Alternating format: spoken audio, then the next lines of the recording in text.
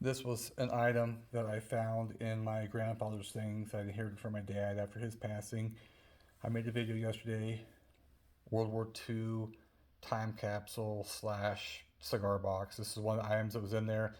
I couldn't get it open yesterday. I watched some videos. I figured it out. So I'm opening this up now. First, here's the box that came in.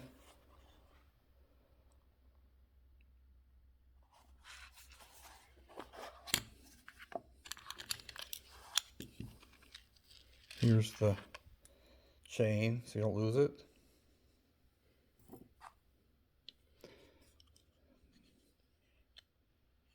The hinge is broken on this on the bottom, so it makes it easier to open up. This is dated something 1918. You see it scratched in there. Serial number is 5669512. I looked it up. Production started in 1915. Here's the back inside.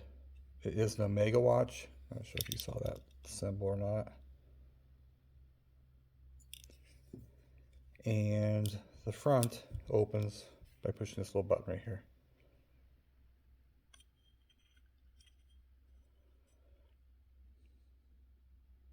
It's missing the bezel and looks like a second hand, but these watches have been used in war, in the Olympics and whatnot for a very long time.